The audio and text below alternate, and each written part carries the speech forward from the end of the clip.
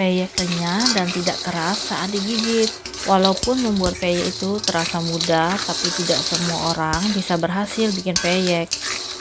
Peyek yang enak tidak cuma renyah, tapi juga tidak keras ataupun alot di tengahnya. Bahan utama membuat peyek adalah tepung beras. Nah, tepung beras ini mempunyai karakteristik jadi keras seperti batu setelah dingin. Jadi tipsnya, adonan peyek harus ditambahkan tepung sagu. Tepung sagu menghasilkan peyek yang renyah dan tidak keras. Untuk tambahan tepung sagu tak perlu terlalu banyak. Untuk 100 gram tepung beras cukup tambahkan saja 1 sendok makan tepung sagu. Kemudian hasilnya dijamin akan renyah banget. Banyak orang kadang salah dalam membuat adonan peyek yang dibuat agak kental. Peyek juga harus dibuat dengan adonan yang encer sekali. Nah, tujuannya agar saat dituang di pinggir wajan adonan mengalir, melebar dan menipis. Maka gunakan air atau santan encer yang cukup banyak. Tuang adonan dengan sendok sayur dari atas wajan. Kemudian adonan harus langsung jatuh ke tepi wajan. Nah, itu pertanda adonannya cukup encer. Kalau adonannya kental, otomatis hasil peyeknya pun jadi lebih tebal.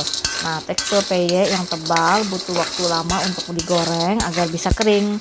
Karena proses menggorengnya lama, peyek akan jadi keras, bahkan menjadi alot.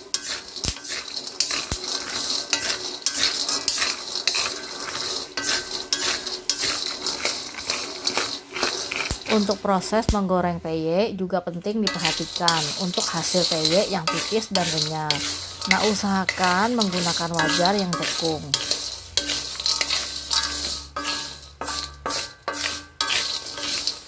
Untuk wajannya tidak boleh lengket karena bisa membuat peyeknya menempel dan sulit lepas dari wajan.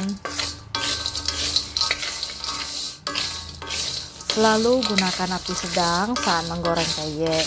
Gunakan minyak yang banyak. Kemudian proses menuang adonan pun yaitu tuang adonan di pinggir wajan, bukan langsung ke dalam minyak. Adonan yang dituang akan segera menempel di tepi wajan. Kemudian siram-siram adonan dengan minyak yang sudah panas. Adonan akan terlepas sendiri dan biarkan jatuh ke dalam minyak. Tuang adonan peyek baru sambil menunggu peyek yang sudah jatuh ke dalam minyak matang. Begitu seterusnya, kemudian lakukan hingga adonannya habis. Terima kasih dan semoga bermanfaat.